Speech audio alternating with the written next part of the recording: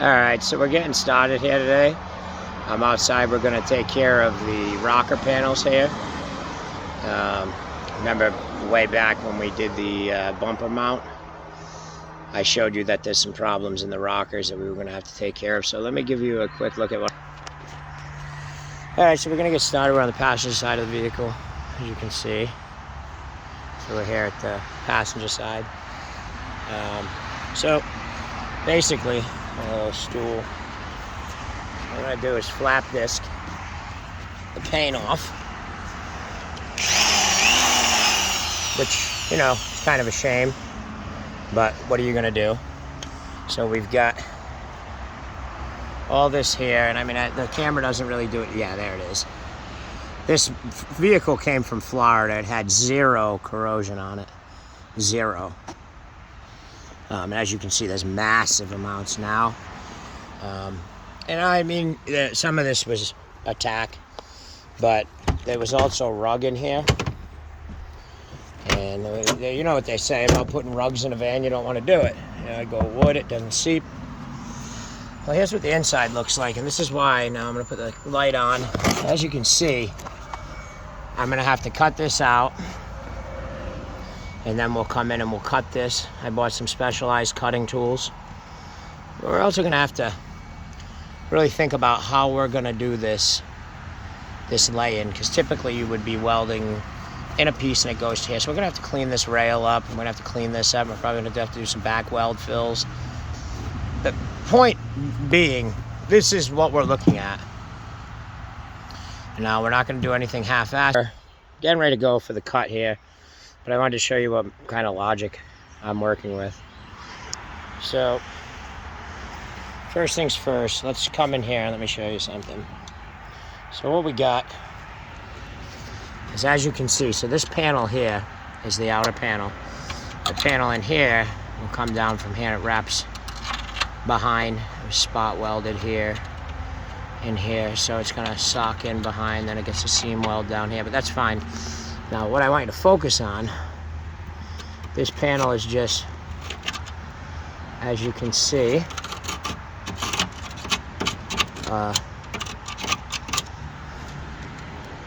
comes down and it bends up into a lip and it's welded onto this floorboard. I don't know if this is going to be as bad. The problem that we have is trying to get a solid estimate of how much damage do we actually have versus what's good. And then I also want to be able to investigate in here, which is going to be cutting, vacuuming it out and all that. You can see it was starting to eat away here. You can see it was being hit with something. Now the principle of what I'm trying to say, I could cut this panel away, make the bend, put it up here, and we weld it to the floor. Or I can just cut out a square and then weld it into the outside. And that's where we have to make a decision now on how we want to do it. Do we want to chop this? Come down about where you see here, about to there. Maybe come to a 1/4 inch above the lip, which would be about here. About that height, straight across. Meaning getting rid of all this crap. Or do we want to take our chances trying to disconnect this, cutting all this out and trying to get rid of this, then damage assessing the interior side of this? Now, that's what we're thinking. So, I'm going to ponder on that for a little bit. I think I'm going to end up going with the outside, not doing, jumping just a 1/4 inch above the lip, and then trying to do a straight pop back in and weld into the panel instead of replacing the whole panel. Because from the structural inspection, see that I just did, for the majority of this, it appears to be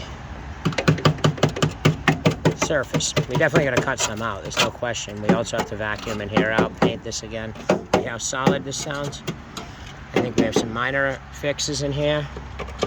And my inspection of the rail, it's not, I'm pretty strong. If that's not popping through, don't think that there's any reason to overkill this. Alright, so I wanted to give you an update and let you know how we're going to start this.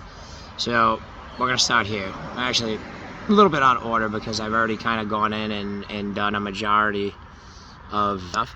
So as you can see, I started to just show that I would be able to take my disc and give a transition from metal to paint. Pretty good, nice clean shiny metal there. But what we're going to do now is we're going to take and come down to this line here. And we're going to make a mark at 8 inches. We'll put a piece of tape there. We'll put a piece of tape here. Both at 8 inches. And then we'll run a piece straight across. That way we have a guide stone. And then we'll do the same thing across the width. Just so that we can get where we're going to blend the paint to. It's messy. I painted this, you remember, like 5 times. There's green paint. There's black paint. There's the original paint. There's primer. So we're going to go here and we're going to take care of that. All right. I just wanted to, a quick what for of what we got going on. So I'll be back at it in a minute. All right, so we got the tape on and we got it all set up. So now what we're going to do is, here's what we got. So if you look here, I just used the tape to put 7.5. I didn't go with 8 because it was a little high, just so I can have a weldable surface. The problem is I don't want to have to grind off any extra paint than I need to. I want to be on the area where we're going to focus, and because it's got that green under that, pigment's coming out like a. So I just give you a general idea. So if you're looking at that kind of stuff or you're trying to do it, you've got a general guide. So it's not something to be intimidated by. Pretty straightforward. Cutting a piece to match, welding it, sheet metal welding's tit. So the sizing and the matching is where you want to take your time and think. But all right, so we're getting ready to make the cut. So I was just gonna fill you in. It's gonna be 16 inches wide by 6.5. Well, 16 long by 6.5, and it's gonna look like this. And there's some specific reasons why. So we're gonna come down here. I'm gonna make the line with a Sharpie in a level. So you're gonna come down here. We're gonna come across. We're gonna keep this, 1/2 inch from the bottom so we can tack in. Now, the main area of concern for me is this. So we're gonna have to cut on the edge of that, like right there, because we've got some shoddy. There's some pitting from acid or other things. So we're gonna come up here, and it'll be 16 by 6.5. All right, I'm gonna grab the stuff I need and make the cut, and I'll get back on. All right, so the logic we're gonna use on the preparation of making the lines and whatnot is nothing but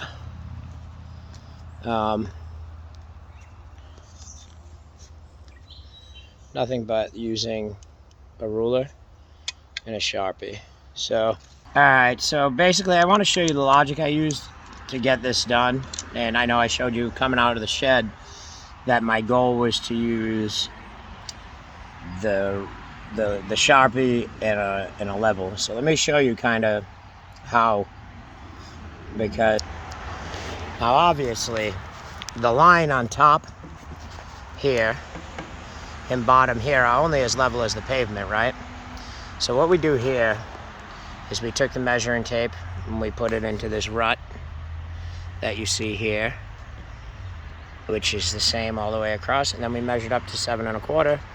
7.25, we ran the level across and made that line. Now the beauty of these lines, once you know where 16 is I can control level with the level. The level sideways, there's no such thing as the ground being level. It's holding it level, you got it. So there's no arbitrariness or arbitration in that mark. So basically, to use your level, you're just going like this. And why is this important? What are you gaining in the aspect of doing it this way? And well, of course we know the difficultest part, and it isn't that difficult, it just takes time and consideration, like I said, going into this, is making sure we have a matching panel. You're going to be matching metal up. You got to weld it. The goal is to not use stick to melt the sheet metal to the sheet metal. Now, that's the beauty of oxyacetylene welding, is it's real welding. It's not surface welds. It's melting metal together, and it takes, you know, being there just the right amount, pulling back, being the right amount, pull back. In certain cases, others is just walking it. Once you get it liquid, just walk it up, walk it up, walk it up, walk it up, walk it up, walk it up. But either way, these side markers, use your level.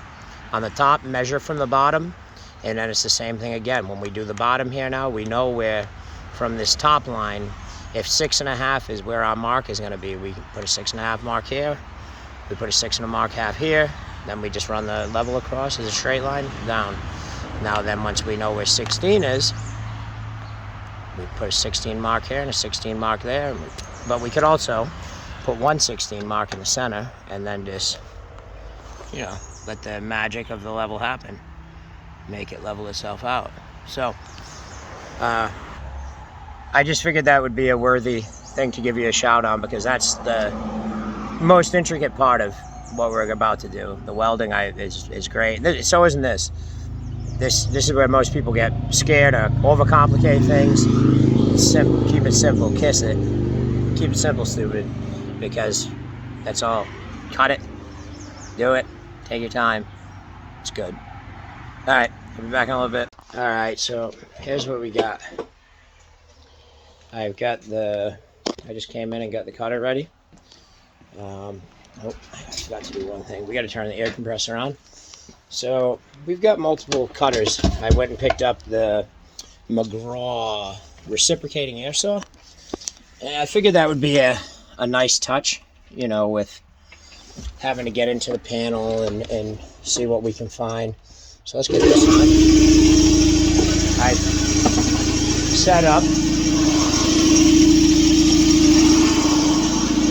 I've set up my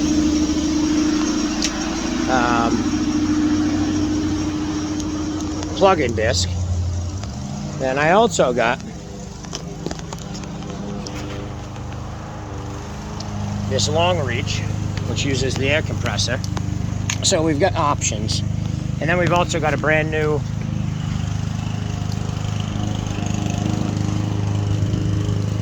McGraw, you know, reciprocating air saw for those tight to reach spots in the pocket. So we're in good shape on that token. We've got, you know, our basic setup.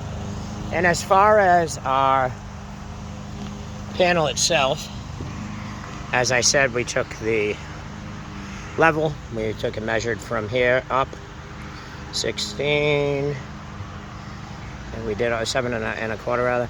But we measured from the bottom up, and then from the bottom down, or from the top down to the exact dimensions.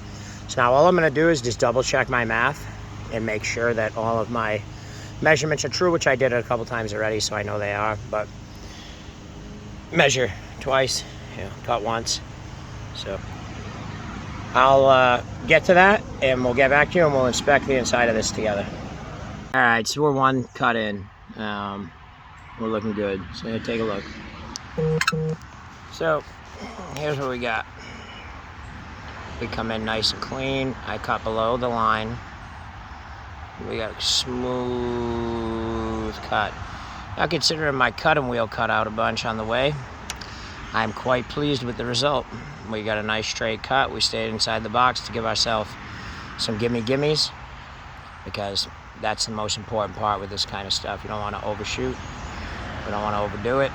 We want to have a reliable, good cut.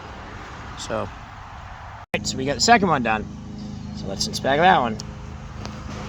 There's number 2. Clean, smooth, inside the line.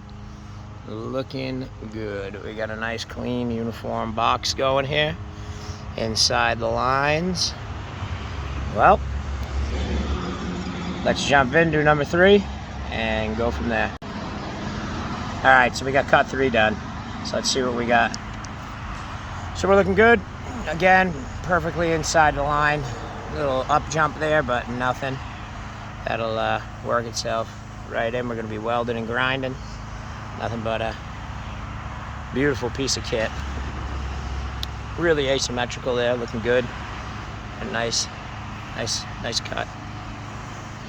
So let's get this last one nicked out, and then we will come back and investigate and inspect the inner cabinet, which is, from what we can see from the end view, it's going to be a rather interesting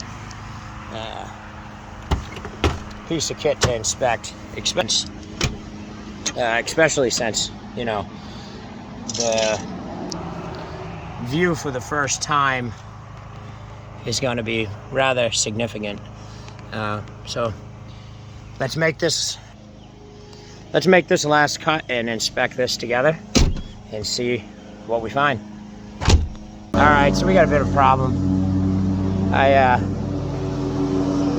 caught a little bit more of a bargain than I was looking for here. So I underestimated some things. Let's take a look and we'll... So here's what happened. We got perfect cuts all the way around, but we came into a panel here. So we're gonna knock this out. But I wanted to just give an update and show what happened. All right, so I'm gonna bang this off and then we'll... So considering this is the first episode on the Covers All Coveralls and the transition of our content and format, as we're about to be transitioning into a shop, which means editing, and the teasers for this are going to go on Instagram. So we're putting together a bunch of little cameos in between the stuff we're doing, and we're going to get more hands-on with actual a bit more camera setup. For now, I'm just showing you the finished effect and Logic walkthrough, but we will gradually start to embrace more cameras into the mix. But that said, here's the process behind the can of worms that I stated earlier. So because it's had this piece that it was tapped into, we're basically taking this and just knocking out spot welds. We're almost there, but well worth the note so we know what's going on. All right, check back in a bit and we will finally inspect the interior of the cabinet. All right, beautiful people. So what we've got is this all opened up finally. We popped it down with the chisel and the ball peen. So let's take a look in and do an inspection. All right, so first thing you're gonna notice is we've got some good flawless cuts around the edges here. Not everybody's interested in what's inside, but it's good to note and to take a look at the cuts. And these are some cuts, let me tell you. That is a beautiful cut. I mean, if we didn't have all this shit in here, it would be quite the sight. Same thing at the top. Let's take a look. Other than that little nifty nick there, it's a nice, straight, smooth. It's going to be a great weld-to surface. We've got a nice, clean cut here. I'll tell you. I'll see what this end. That looks good. Now, let's get to the slick stuff. This is gonna have to be replaced. I mean, look at this. Ready? Oh, there you go. Oh, there we go. There we go. Now, we might be able to salvage some of this middle. Nope, there it goes. So, we could thermal coat some of it to rebuild some of the surface, but I don't see it as worth it. This is definitely damaged with acid or something. So, here's what we're looking at. We got pretty strong sides, but they definitely were out of line on this. This is going to require some building up. This is completely inappropriate. This is a Florida vehicle, and it's, I don't know if I had mentioned before, but this vehicle, what makes the White Stripe special, and few might understand or know the story. In 1976, Dodge Motor Company, I don't quote me on the year, it was in the 70s, I believe 1976, did away with the Sprinter van. The same year that they got rid of the Sprinter van and introduced the Ram van, the following year, which would be 77, I guess, they also ceased production on the Hemi engine. So now, take ahead and wind forward, 80s, 90s, into the 2000s. In 2003, Dodge ran their last run of the Dodge Ram van. The last year you could buy a Ram van was 2003, with the plan that they were going to release the now ever more popular Sprinter van. Now, the joke that most people don't understand is that because they nixed the Ram van in 76, well, because they introduced the Ram van in 76 and got rid of the Hemi engine, or it was 77, I suppose, they introduced the Ram van, but because they dropped the Hemi and the Ram van and put Sprinter out, for the last year of the run on the Ram van, they offered it with LA Series 318. So this engine that's in here is iconically the LA Series 318. Now, a lot of people don't realize that. So now Sprinter came back in 04 along with Hemi. And technically Hemi came back in 03. And it was because it was cut with the production cut of the Sprinter van and the replacement, the Sprinter cut of them cutting Sprinter and adding in Ram. So that's a little known fact. I picked this up out of Florida, and it's an 03. The whole point of the restoration was because it was the last year of the model run, which would then reintroduce the now one of the most best-selling, most popular vans around, the Sprinter van. And of course, we've all seen the Challengers, the Chargers, all the beautiful muscle cars that Dodge has brought back with the release and re-releasing of the Hemi engine in the LA series. So, little known fact, figured I'd drop it there. But I'm going to clean this area out and we'll get back at it.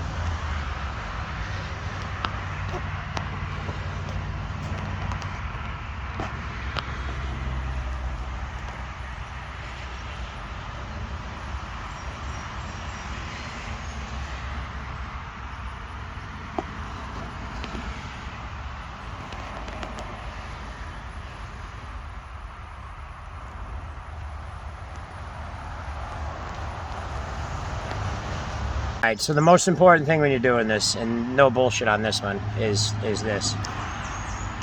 So, tool for the job, flat tip screwdriver, big one, little one. This little reservoir right here, we want to keep clean.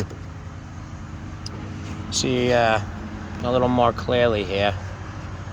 You can see this massive pile of shit. Now,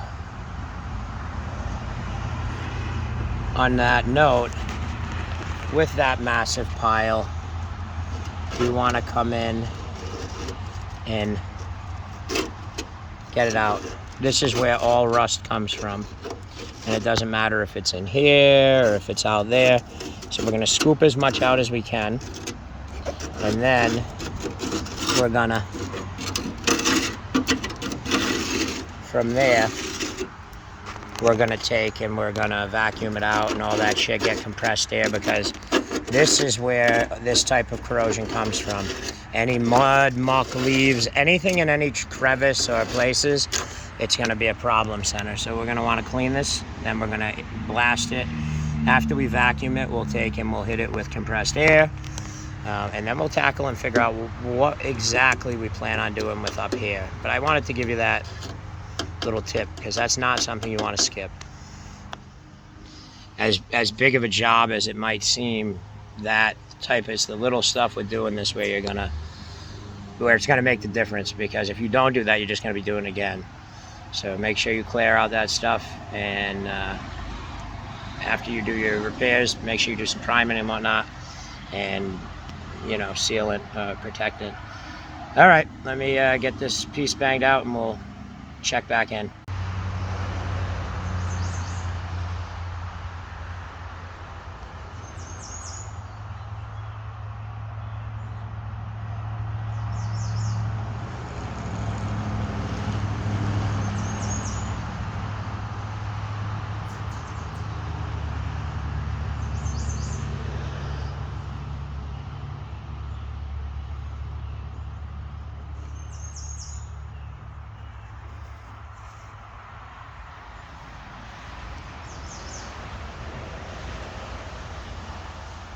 Alright, so we got the inside here clean. What we're gonna do now is cut on this edge, and then we'll clean this up. And we'll weld over the top of this. But this is what we're gonna use. We're gonna clean it up and get it back to bare metal. But we're gonna use this line here. And then we'll cut back here the same way, and we'll do the same thing. So I'm gonna take the cutter now and get this done. It's gonna be interesting. We'll start with the electric cutter, get as far as we can, and then we'll switch to the long handle. All right, I'll be back in a minute. All right, so we have got out the big cutter. We've nicked our way in, so let's take a look, show you what I'm doing. All right, so now that we're in here, let's take a look. So as you can see, I cut along this edge, as I said. I used my big central machinery, or central pneumatic. Harbor Freight, the long handle reach. Gets the job done. I've had to move around the blade guard, but so now what I'm just gonna come in and just cut this. And then we're gonna get out the die grinders and my grinders, and we're gonna flap this, and we're gonna clean it up, and we're gonna get in here and we're gonna clean this up, and then we're gonna inspect this, and then we're gonna repaint that. So we got a lot of wild stuff coming. I just want to keep giving you some updates as we go. We're gonna upgrade the way we do things. This is gonna be the first episode, as you're sure to see here coming up. I'm gonna edit down the episode completely, and then put the content on the Covers All Coveralls. So we'll do a 2 or 3 minute commercial that gets posted to Instagram, social X, Facebook, that we'll put everywhere, driving traffic to the Covers All Coveralls. So I'm glad to see you came over and checked out the full episode on www.thecoversallcoveralls this week. Thanks for joining us, and stay tuned for more.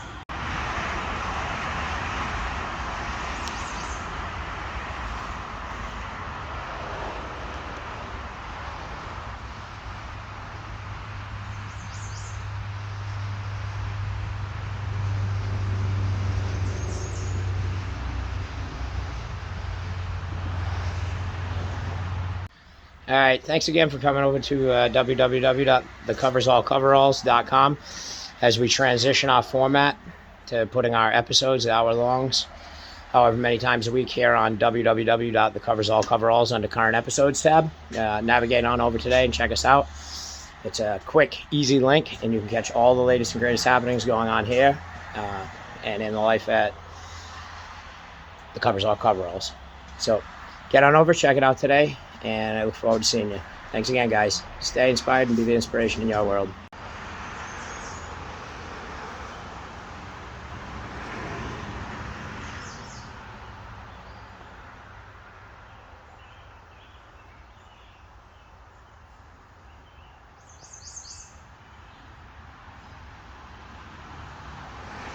All right, so we just finished up this interior cleanup, so we'll go over now and we'll take a look. And again, thanks for coming over and checking out the transition to the new format over at www.thecoversallcoveralls.com. It's always pleasant seeing you here. So let's get back to it. All right, so here's our final product. Now, I haven't cleaned out the interior of the cabinet yet. As you can see, we got a little mess going there. But we have cut here, cut here, cut here. So we know we're gonna weld here to here. We know we're gonna weld here to here, and we know we're gonna weld here to here. So we've got that basic formula down. Let's take a look at it from the elongated view. Again, I put this piece in last year. I welded it in, as you can see. It actually came out perfect. Can't even tell it's a patch. But what we're gonna have to do is we're gonna have to come back in and throw some fill. I'm just gonna grind the fuck out of this and then fill it with rod. I don't know any other way to sort this. We're just gonna when you're doing that, you're hoping that you're not pulling, you know, but I don't know if I'm better off to just cut this piece here and then come back in and cut this and lay a new piece in there, a patch, so that we have some solid kit to go to. But this is all, you know, it's it's one of those decisions time. We're gonna do the same thing here. But as you can see, we are looking good. So great progress. You know, two and a half years into a build and about 25 grand.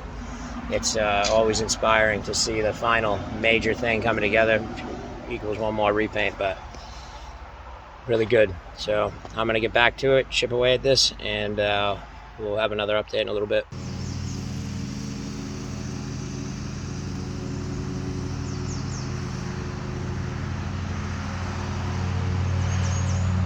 We had to do some squaring away real quick. We got a little Chippendale infestation around here. They tunnel and they do all kinds of crazy shit. Doing backflips out of shit and off tires and shit. What we had to do, now you can see in between here, well, I'm gonna have to weld to this, yeah? So I had to clean out of there a whole bunch of insulation and a ass load of acorns. So you're helping me do the final inspection of the panel, which it appears to be all right. I might have to get a longer screwdriver to get in, and we'll also hit it with a vacuum. But they're gonna help me be my, you know, my camera, my eyes and ears here.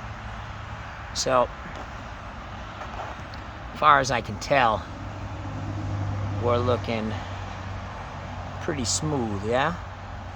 But we're gonna have to go get a longer, skinnier screwdriver and really put some work on it. So let me get back to that, because then we're gonna go from there to sanding or flap disking and sorting this out and seeing what we got for clean metal surfaces, weldable, and then we'll start fabricating some panels. But of course, we have to first clean everything up, prep, meaning make sure there's no flammable materials in the substance in the area, and then do our basic prep of flap disting, sanding, grinding to get workable surfaces, to formulate where we go from there. So thanks again for tuning in to www.thecoverallcoveralls.com for this current episode. As you know, we're transitioning the format, so we'll be posting from now on the full episodes here on www.thecoverallcoveralls under the current episodes tab, and then we will be backlogging old episodes under a different repository within the same main menu at thecoverallcoveralls.com. And we will be using our social for, meaning Instagram, X, Twitter, Snapchat, whatever we got. We're going to start hitting it heavy with commercials for www.thecoverallcoveralls.com. All of our content will be posted, but we'll be making 2 or 3 minute commercials, plus just general advertising. As you've seen me doing like some screen recording, now we're going to cameo in, you know, segue music and actual full-on introduction and commercial. I'm hoping a lot of the other people out there follow suit, and you know, you still can keep some content that's dedicated for Instagram or YouTube or wherever, you know, 1 episode free a week or whatever, a couple a month, you know, 1 a week, but mainly using it for 2 to 3 minute advertising videos for your own domain. You own the advertising, you own the sponsors, you own the income revenue. You don't need a Patreon or anything like that. Not that there's anything wrong with that if that's what you use, but being able to streamline it. So I think it's a good formula to follow. We can give you financial freedom and creative freedom over your content. No one can filter or censor your .com. It's yours. Post what you want to post. We all know this. Where's the best repositories upon? www.com. So anyway, thanks again for coming over, checking out www.thecoverallcoveralls.com, and tell all your friends, family, and we'll talk again soon.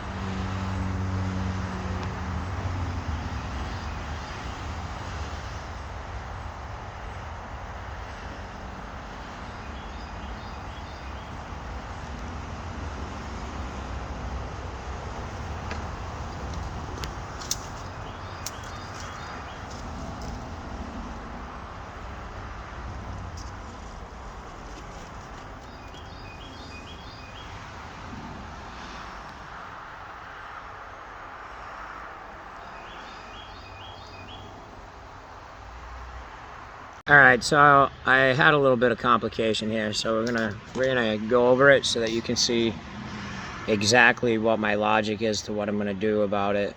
I thought I was gonna get away with just coming in and chopping out the panel that we just did, and then the floor of the inside. You get inside and you investigate, and plans change because as intricate as the paint scheme is on this, the black, the white stripes, there's multiple stages of masking, hundreds of hours just in paint. So I'm not gonna come in and open up a panel and then not put everything to factory specification. So let me show you what I mean. So now, if you look in here, let me put the camera's light on.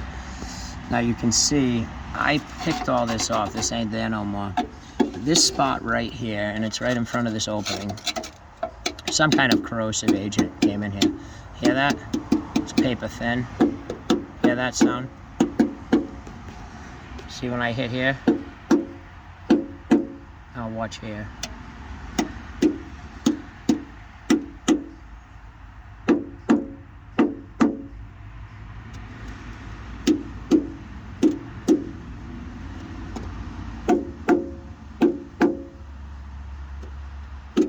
See the difference in sound?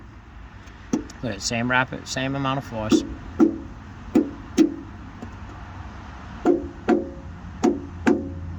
Now, obviously, some kind of corrosive agent was introduced through this hole because it's the weakest point. I mean, the metal is down to nothing.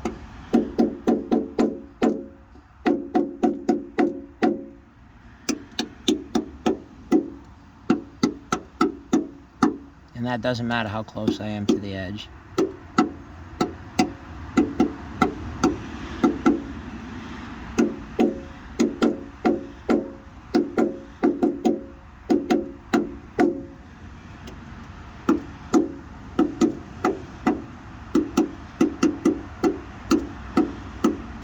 So that's this chunk. This is shot.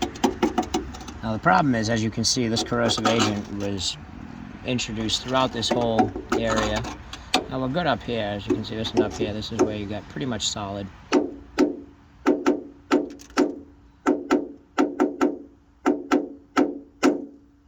See, you can see it's a little different.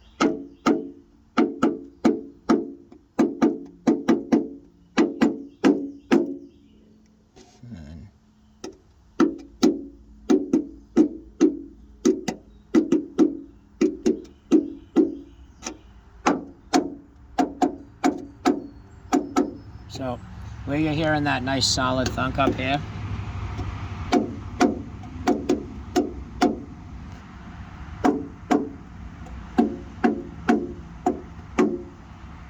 we're gonna chop this all out. You can see the mark I made here with the Sharpie. So you get a considerable size because that's, you can see the corrosive element. Now there's a little bit of surface rust there on top of the paint, as you can see. But we have serious contamination from acid etching of the metal. That's what this is. This is acid etching. This is not normal corrosion. This is an acid attack. Entry point was through the hole here.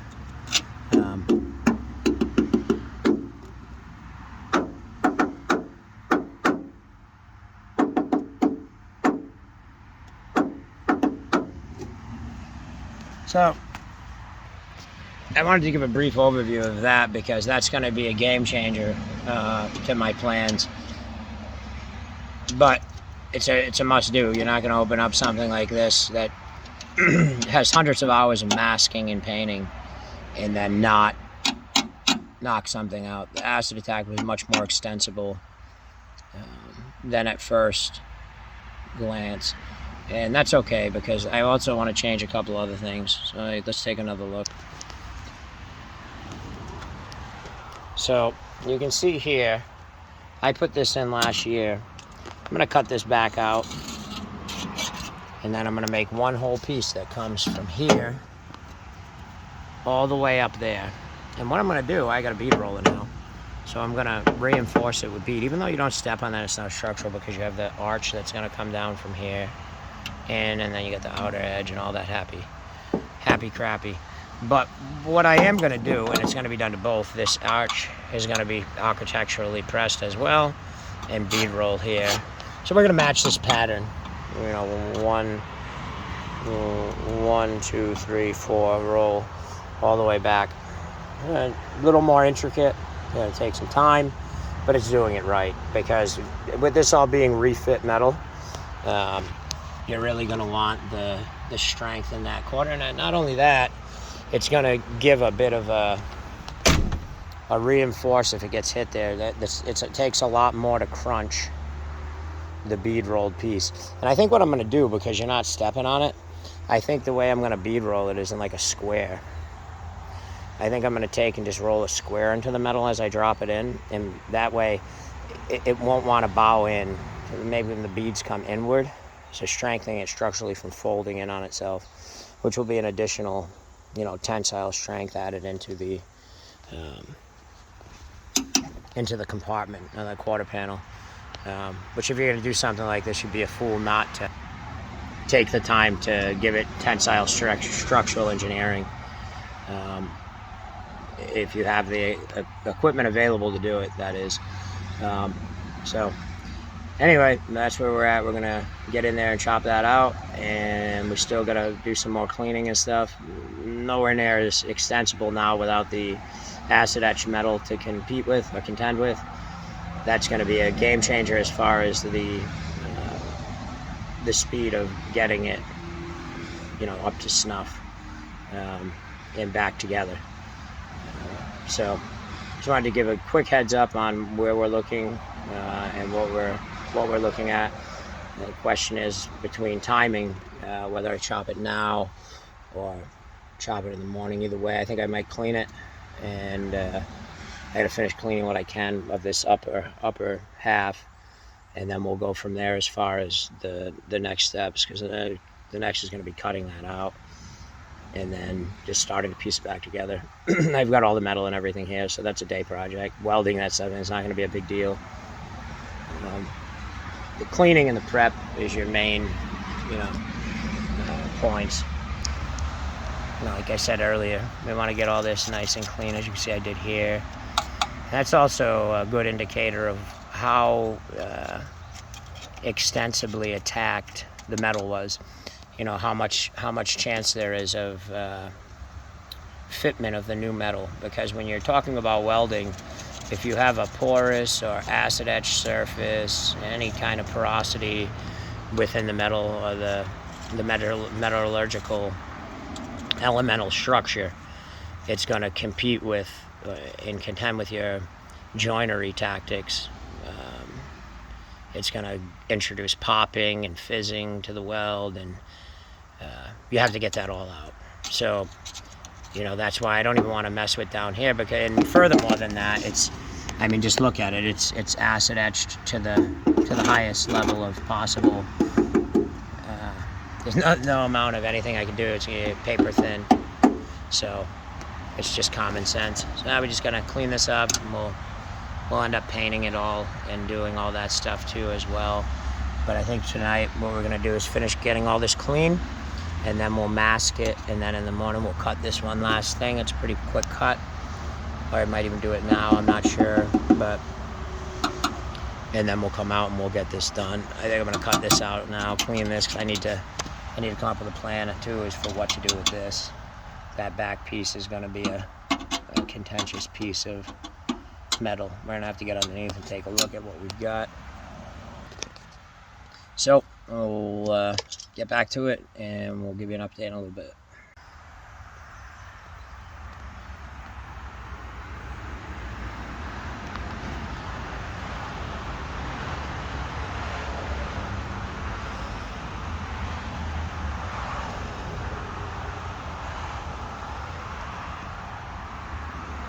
Alright, so we got one more. So we're actually going to be doing 1, 2, 3, 4 patches. So we got one more patch that I just identified. I was thinking about it earlier. I was thinking, well, maybe some of this will be salvageable, but I don't know what we got. This is going to end up getting cut. I'm probably going to pull this plug, come to about here before the porosity, chop it up into the clean, to here, down, and I don't know, probably even with the ledge or fold it over the ledge. So it'll come here, we'll drop 2. Problem is, I think it has to be even because I don't think I can get the new piece to overlap. So we'll probably just come down and weld into this. So right now what we're gonna do is we're gonna take and flap this and see what we got here. And then we'll go from there. That needs to be cleaned up. So let's do that and we'll check back in.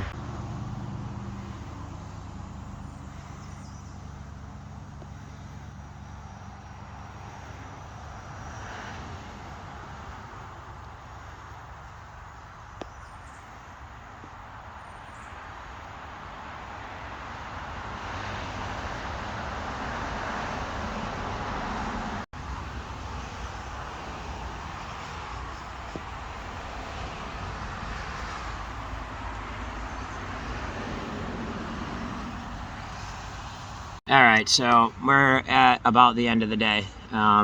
We just had some fun, but I got to try out the McGraw reciprocating saw that I highlighted earlier in the video, and it's actually a beast of butter. I typically like to use my cutting wheel. It's clean, it's tidy, I can keep a straight line, which when you're trying to match pieces in, there's not a proper alignment of panels is your, biggest next in line feature that has to be rectified. So here's what we got. We ended up having to cut that back panel out. You saw it. It was pretty shisty. We can take a look here. We're gonna use it. We're gonna keep all this as samples until we have everything made and molded. But yeah, I mean, look at this. Yeah, this definitely acid etching. It's shot. It wouldn't have done the job. I mean, I could have tried to backfill it, but it would have just been sloppy. You would have still had all this acid etching. Now, if you look at the metal that I've got left in here now, other than a little more light sanding right here, minor acid etching, we've got clean metal. Workable. Now we got to do some more cleaning up. Like I said, we're going to cut this out as well. We're going to be putting in 4 pieces. The bottom of this panel, floor here, which we're gonna put bead roller into, back over there, the rocker on the outside, and then it's actually gonna be 5 pieces. We're gonna weld in 5. We're gonna work in 5 pieces of sheet metal. But I just figured it was worthy of doing it right, because we're gonna have to paint it again. I don't want to ever have to go through paint and shit with this truck again. I've got thousands of hours since this build began 2.5 years ago, 3 years ago, however long it was, with painting. So it is what it is. It'll be good. I'm really happy with my decision. I'm really good at sheet metal welding. That's going to be a perfect weld from here to here. Both 19 gauge steel, so it's gonna be great. Perfect fit, perfect form. That's the same steel I used to make the bumper piece. The stuff I bought, the 19 gauge, that's the same stuff I used for that. So it's the same stuff I've been working with, stuff that, they use on commercial ACs and shit, automotive. It's automotive steel. So that's it for now. That's what we're gonna do for today. Thanks for coming by and checking it out. I'm not sure I'm gonna edit this tomorrow or the day after or tonight. So if it is, thanks for coming by to www.coversallcoveralls.com, and thanks for checking out the ads on Instagram, X, Snapchat, Facebook, YouTube, and thanks for the traffic. All right, as always, stay inspired and be the inspiration in your world today.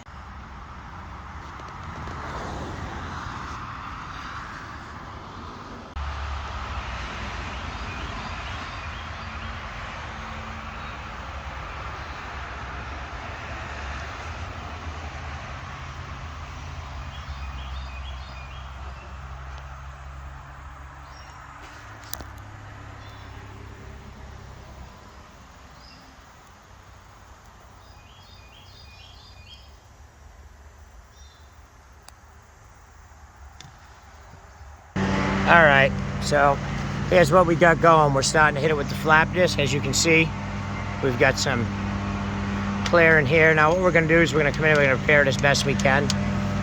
Get it cleared up. We're starting to get all the process off here. We'll hit it with the grinder, make it smooth again, and make it all level out from the heat of the grinder. We've gotten to about here. We still gotta do all this. But what we're using right now is a flap disc on the central pneumatic. And we're just doing what we can. Then we'll come in with the grinder. We'll break out the Milwaukee, and we'll make this a smooth surface again. But, you know, chipping away at this a piece at a time as best we can. Yeah, we did this here. We started in here. We got some work ahead of us. Cleaning up, prep is the biggest thing here. And that's going to be the biggest determining factor moving forward. Always remember that, because that's a true thing. You know, getting out all the dirt from in between here and prepping this all down to a clean surface is going to be go a long way to getting this squared away. Then we're going to come in and fill this piece in, the new floor. We're going to fix this back mess here, which might be a cutout. I don't know yet. I'm going to look at what I've got, and then I'm going to decide from there where we're going to go. So, all right, we'll keep you in the loop here. Thanks for coming on over and taking a look.